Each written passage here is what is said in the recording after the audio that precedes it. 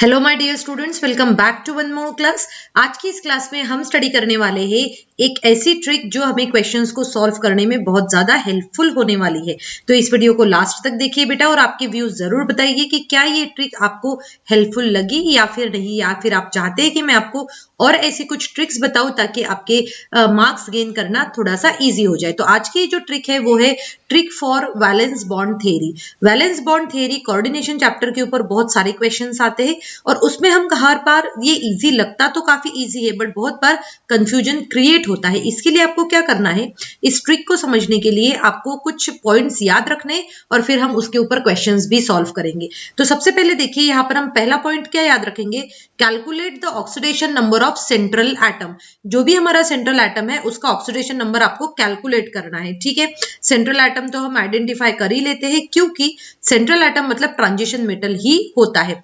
उसके बाद में हम फाइंड आउट करेंगे कि लिगैंड कौन सा है।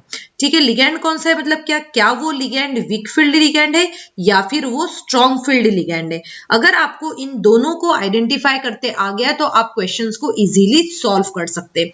जैसे कि आप मान के चलिए कि अगर कोई लिगैंड जो है वो वीक फील्ड लिगैंड है, अगर कोई लिगैंड वीक फील्ड लिगैंड है तो आपको ये देखना है कि जो इलेक्ट्रॉन्स रहते हैं वो पेयर अप नहीं होते हैं। ठीक है, इलेक्ट्रॉन्स पेयर अप नहीं होते हैं अगर वीक फील्ड लिगैंड आता है तो। उसके बाद में अगर कोई स्ट्रॉन्ग फील्ड लिगैंड है, ठीक है, अगर कोई स्ट्रॉन्ग फील्ड लिगैंड है तो स्ट्रॉन्ग फील्ड लिगैंड क्या करता है, पेयरिंग अप कर लेता है। ठीक है, किस तरीके से करता है मैं क्वेश्चंस के थ्रू आपको समझाऊंगी। अब देखिए बेटा, अब हम बहुत बार क्वेश्चन ये आता है माइंड में कि हमें कैसे पता चलेगा कि कौन सा लिगैंड वीक फील्ड लिगैंड है, कौन सा लिगैंड स्ट्रॉन्ग फील्ड लिगैंड है। तो इसके लिए क्या होता है, जनरली मैं आपको ये बता देती हूँ कि ये जो चार लिगैंड्स जो मैंने यहाँ पर बताए हैं, इन चारों लिगैंड्स ही जनरली मतलब ऑलमोस्ट हम कहेंगे यही वीक फील्ड लिगैंड होते हैं और हमारे क्वेश्चन में भी लगभग यही लिगैंड्स आते हैं। ठीक है, ज्यादातर यही लिगैंड्स आते हैं। जैसे पहला है हमारा कार्बोनाइल, जिसे हम CO कहते हैं, ये सबसे स्ट्रॉन्ग फील्ड लिगैंड माना जाता है। उसके बाद में आता है CN नेगेटिव या फिर CN भी आप सिंपली कह सकते हो। फिर आता है हमारा EN मतलब होता है डाइअमाइन वाला बाइडेंटेड लिगैंड होता है। एक ऑक्सैलेट भी बाइडेंटेड लिगैंड होता है बेटा, वो भी क्या करता है, स्ट्रॉन्ग फील्ड में हम उसको कंसिडर कर सकते हैं। ठीक है, और इसके बाद में होता है अमोनिया। तो आप जो है इन चारों को याद रख सकते हैं तो आपको जो क्वेश्चंस जो सॉल्व करने में थोड़ा सा इजी हो जाएगा। इनके अलावा जो भी कुछ लिगैंड्स रहते हैं उन सबको हम कहते हैं हम उन सबको वीक फील्ड लिगैंड कहेंगे। इसमें हम एक ऑक्सैलेट जो आता है उसको भी हम ऐड ऑन कर सकते हैं और वो होता है हमारा C2O4 और 2 नेगेटिव, जिसको हम ऑक्सैलेटो भी कह सकते हैं क्योंकि ये जो लिगैंड जो है ये लिगैंड हमारा होता है बाइडेंटेड लिगैंड। ठीक है, अब चलिए इसके बेसिस पे देखिए किस तरीके से क्वेश्चंस आते हैं वो मैं आपको समझाती हूँ। यहाँ पर मैंने एक इमेज लिया है। इस इमेज में आप देख सकते हो बेटा, ये सेम टाइप के क्वेश्चंस एग्जाम में कितने बार पूछे गए हैं। तो अब हम इसको सॉल्व करना स्टार्ट करते हैं। जब आप इसको सॉल्व करोगे बेटा तब ध्यान से देखो यहाँ पर क्वेश्चन किस तरीके से बनता है। ऐसे क्वेश्चन आपके 2 मार्क के लिए या फिर 3 मार्क्स के लिए एग्जाम में आ सकते हैं।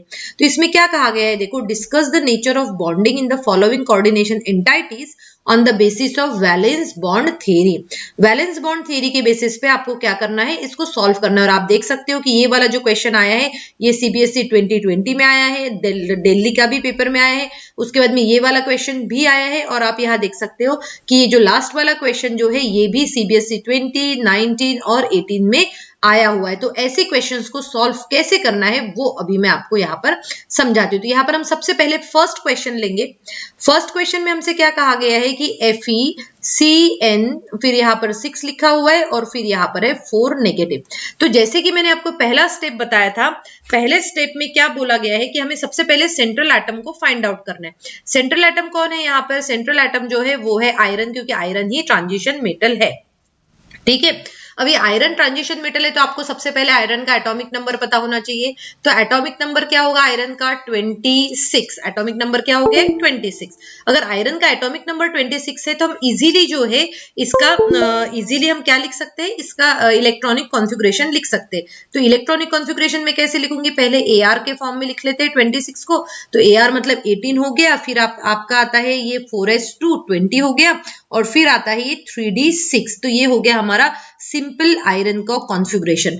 बट हमें क्या बोला है, हमें ऑक्सीडेशन स्टेट निकालना है। तो मैं ऑक्सीडेशन स्टेट कैसे निकालती हूँ बेटा, देखो ध्यान से, आयरन के ऑक्सीडेशन स्टेट हम X मान लेते हैं, प्लस यहाँ पर Cn के कितने एटम्स है, 6 है, तो 6, और जनरली Cn के ऊपर -1 चार्ज होता है, तो मैंने यहाँ -1 लिख लिया, इज इक्वल टू यहाँ पर कितना है 4, -4, तो -4 लिख लिया। फिर आप इसको सॉल्व करो तो यहाँ पर आ जाएगा -6 इज इक्वल टू -4, और फिर x इज इक्वल टू -4 + 6, तो हमारा आंसर जो है वो आ गया है 2। मतलब आयरन का ग्राउंड स्टेट में इलेक्ट्रॉनिक कॉन्फ़िगरेशन ये होता है, बट अगर मुझे आयरन का 2+ में कॉन्फ़िगरेशन लिखना है, 2+ मतलब उसकी ऑक्सीडेशन स्टेट हुई, तो मैं इसको इस तरीके से लिख सकती हूँ कि यहाँ पर मैं Ar लिखूंगी।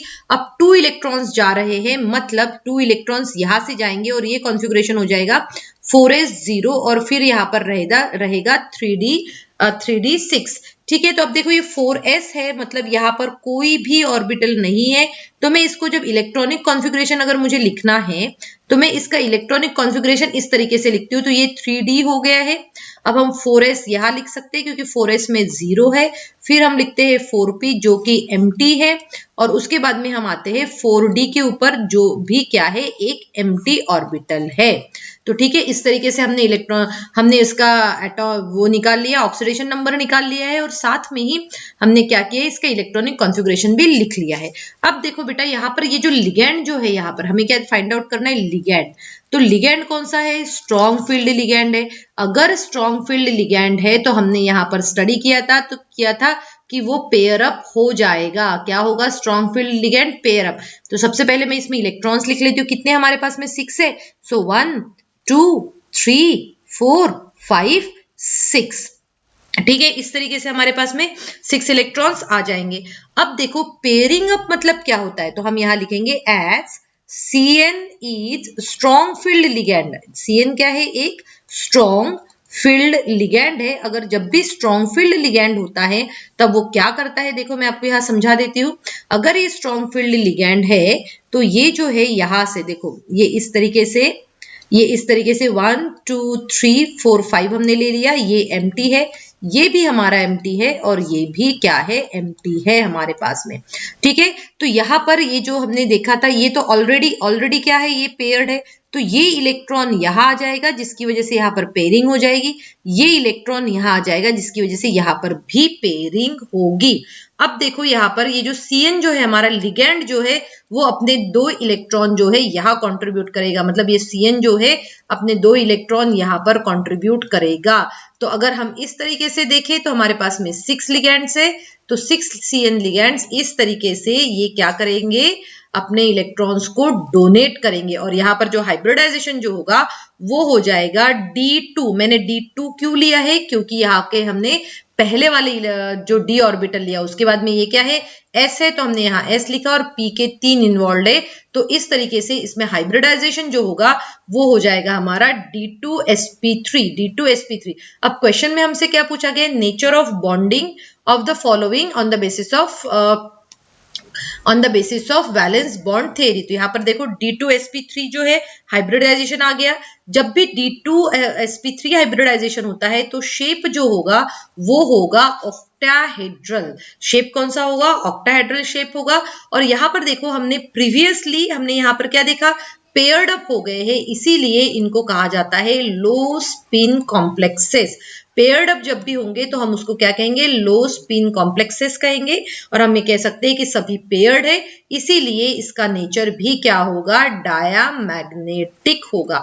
सो आई होप आज की क्लास में मैंने आपको जो भी ट्रिक समझाई है वो आपको समझ में आ गई होगी। साथ में ही बेटा यहाँ पर 3 क्वेश्चंस और दिए हैं, अगर आपको ये ट्रिक समझ में आ गई है तो आप इसको सॉल्व करके देखिए, और किसी भी क्वेश्चन में अगर कोई डाउट होता है या फिर आपका आंसर करेक्टली नहीं आता है तो मुझे कमेंट सेक्शन में बताइए, I will definitely explain that particular question.